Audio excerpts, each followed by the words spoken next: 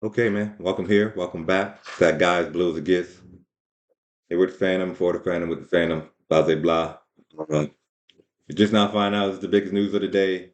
And the newest cut for here is Blues Gets, man, is Daniel Jones, as it seems to be now, has finally been benched as QB1 of the New York Giants. And it has been a very, very long road to see the team come to this decision.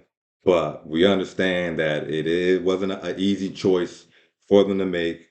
We understand that there was a lot of things to take in consideration as far as the play and the potential for better play and the salary cap implications and the team impact implications as far as the leaders on the team and the locker room and the offense and the defense and how that is going to impact the outlook that they might have as far as what the team will be looking like in the next a couple years here, next season or so. But in that, man, there's not just a negative approach or a pessimistic view that has to be viewed about it all. Of course, it should be taken with some skepticism when you hear stuff from the team because this is not a Kool-Aid channel. This is as blue as it gets, and we try to keep it as down to earth, legit, cool, and with the facts. And even if we have opinions or whatever, of course, there is room for that. But we don't try to base those opinions on the most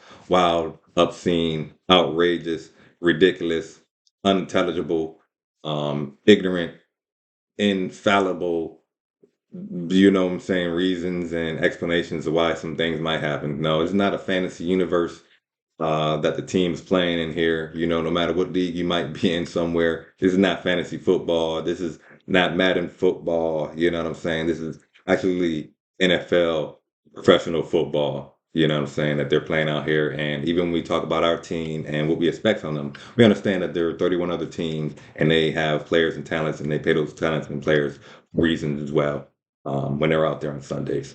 So that's that proper respect to understand that the players are the caliber of players that they are, and it takes a lot to even get into the NFL to begin with, from high school to going into college, and from college and being scouted out and recognized, and seeing some promising to be drafted by an NFL team. So these are the things that we try to maintain respect and give a proper appreciation was as we go into this discussion further around Daniel Jones and his time here with the New York Giants. We also try to take into consideration that this is not an easy game that these men out here play and are coached to do and things like that, and that it's a very physical demanding sport. It's not like a basketball or a baseball or tennis, or other sports like that, perhaps, where the physical contact between two human beings running at crazy speeds into each other and having to get up and run the next play. That takes a lot. Takes a lot of toughness, takes a lot of physical ability and traits and determination to get on to the next play. So we pay proper respects there as well, because the average person is not is large in stature. There's a lot of these NFL players. They're huge dudes out there. And even being as my stature as I am, not the smallest guy out there, the average height and average weight for somebody in my build and stuff like that. It's not crazy to try to take and understand that the physical toilet they have to go into because you're not, this is not just because you have the stature, you played sports, organized sports in some fashion from a flag football league to ultimate frisbee. These aren't truly contact sports like that, of course, but they're physical demanding sports to get out there. Or you played tackle football coming up as a kid and things like that. Plenty of times to understand that, man, when you get hurt, you get hit. But going further into that now, we try to just address some of the things that people might feel some type of way out when you talk about the players and the play that you expect from somebody like Daniel at this time, 6 years into his career. Okay, that part's taken care of. Now, when it comes down to the play and the situation around it and the choices that the team and the front office has made in regards to that, there's still plenty of space to talk about, and none of that really requires for you to be on the field to discuss it. You feel me? So that's where we are primarily with it at this point because the play is what the play is and what it has been at least. 2022 was a season to recognize as promising for Daniel you know, DJ since probably his rookie season coming up for Eli. His rookie season was relatively promising in my opinion. There were some good things that we saw. Of course, there were some things with the turnover ratio, like interceptions and fumbling from sacking and things like that, taking sacks. But we tried to address that along the way here when we made some line moves and bringing in offensive linemen, guards, and tackles, some free agent signing and drafting like Andrew Thomas or Evan Neal or Will Hernandez, JMS, free agent guys like Ellen Minor, Nate Soldier maybe, um, John Runyon here now as well. There's plenty of, there's so many. Talk about it's Kevin Zeitler, just a lot of guys. So there's been moves that have been made as the team has been trying to promote better play out of the QB position in general. And now here with Daniel in that 22 season, it was in some opinions and many opinions you might be on one side about it in discussion and another side about it in the discussion, but we hope that that we all have an understanding now of the play in that 22 season is should be considered, have take that as it was. All right, it was 15 passing touchdowns in that season. To include his rushing touchdowns, it'd be about 22 touchdowns in total. Yardage, he only had so many interceptions, but it was a decent interception ratio. But we talk about just the um, the stats totals, it's still kind of on the lower end of which you hope to get out of production acquisition in today's game with the rules that they are. And I think that's kind of what has been in the way with Daniel Jones over this time is our coming from Eli into Daniel and having that play in that season, that rookie season, and they have been trying to not only get back to that, but he surpassed that at the same time. It's just been a real task.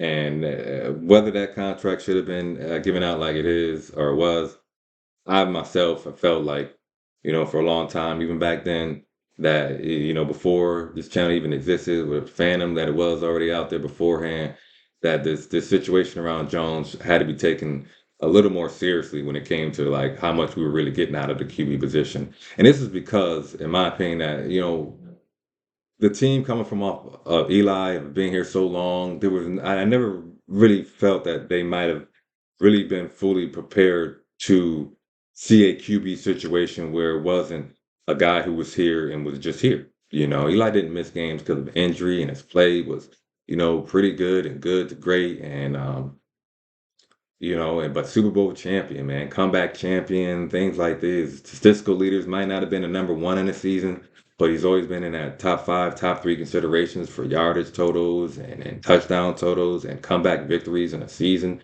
things like that. That really led to Eli's legacy and why he's Hall of Fame consideration now and should be getting in, of course, in Giants fans' opinion. First ballot, like he just Eli, man. We don't not go into that, but whatever, but Hall of Fame guy that you will be in the Hall of Fame in the nearest futures with that.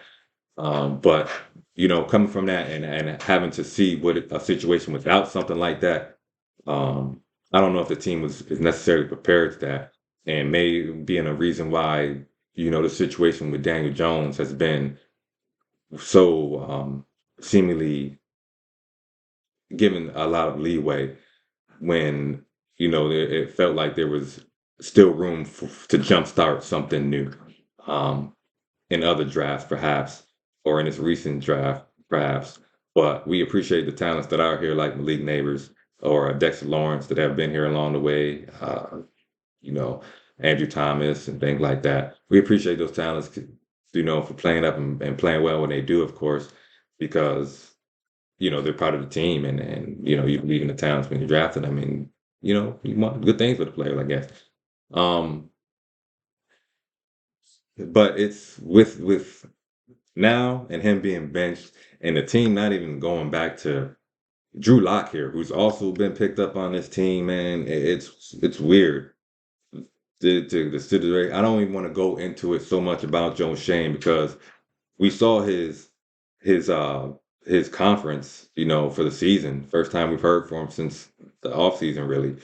And whether he was as upfront and about what the situation is now and his kind of connection to a lot of those choices. I don't know if was fully given there. And I'm safe for myself at least, maybe for some other people. I don't know if that was the strongest him taking responsibility for what or accountability. He's not responsibility. This players on the field. If they got to go out there and play, coach have to coach well. But his part in this whole thing, when it came to handing Daniel Jones that contract he did, and how that kind of locked this situation to be into where it was. Because if we spoke about it previously, 2, 3 seasons ago, where I myself already at that point feeling that, an extended contract for Daniel was probably not the best option, and maybe looking at Saquon on a more controllable salary cap thing and getting more extended play and even trying to when they trying to monetize or whatever the running back position like they did, you feel me? That's just bad, man. That's just bad. And it was that's where the team really tried to just lose focus on what quality football is, in my opinion. And why Daniel's situation here now is what it is, man. I don't try to fault him so much in this anymore, or like that at all. He's the player of the team, you know what I'm saying? They drafted him, you know, they signed him and et cetera, et cetera. But of course, he came back for the team to play and stuff, and he's a quarterback. So you try to hold him to a little bit of that. But in the grander scheme of it, no, man, there's not much to keep attached to Daniel Jones. It is, right now or into these next seasons, man. Because every season is a new season. There's new quarterbacks, new talents, new wide receivers, running back, linebackers, linemen, offensive linemen, et cetera, et cetera. And these other drafts, quality players that can change organizations in just a short span or a shorter span. And that's what's always promising the next season to see, your team get better, stay better. But now for the Giants, it's really after this benching and that DeVito is going to be the starter. And I did my thing about it. If it's Drew Lock or DeVito, doesn't really matter. It's because the team needs to get itself back together in a lot more ways as well. But the Lock's getting $5 million to sign that bench. $47 million for Dan. That's $50 million tied up in just this season right here. Salaries cap. And we're getting the play that we've gotten from the QB positions. And you're telling us that Saquon Barkley couldn't have been here, that you didn't pay the quarterback such and such for the running back, for him to hand the ball off to the running back. Well, yeah, he's still handing the ball off to a running back. And that running back, yeah, he might cost a less than a significantly less, but you still picked up Devin Singletary, and he's no disrespect to these players now. We're talking with the front office moves here, not the play on the field here, not these guys on the field right now. Um, like this is that no, no, no, that doesn't make any sense, man. That doesn't make any sense in a lot of ways. And that's Dayball in there as well, because if he wanted another quarterback like that, or if he felt he really needed another quarterback like that, and really, really, really felt that, then he probably should have relayed that a little better to Joe Schoen. But Joe Schoen still showed his opinion on the situation, at least with Barkley. So if he had that situation around Barkley going and was pretty firm on that thought, then maybe he was pretty firm about bringing Daniel Jones back at the contract amount that he did, and they didn't try to work that thing down a little lower from where it was, at least, or shorter contract, or even the franchise tag, how seriously they took that consideration, or even exclusive transitional tag, or anything that you want to call it. Yeah, another team has come in and give that first round pickup for that guy, though, give that pickup to take that player at the same time. All right. That was what that was about with the franchise tag. But if we're trying to give Daniel a little more time here, then maybe you do offer him a contract around 30-ish million. 32-ish, 33-ish million. Maybe with some decent incentives like they put in Drew Lock contract to get him up from 5 million to 8 million. Okay. That's what we're talking about with this team and this team moving and making the more insightful decisions around the moves in the team building and the talent evaluation and appreciation for that talent. They can do what they want though. You know what I'm saying? And they've been as bad as they've been doing what they wanted to. All right, yo, I think that's it though. Yeah, Daniel's been finally benched, or likely to be benched. Who knows how the week of practice is going up to, and who would actually decide They say DeVito, I guess right now it could be July. Who knows where that will actually be? But for right now, it's looking like Daniel is going to be put down on the bench for now. And yeah, that's it. All right, yo. Peace.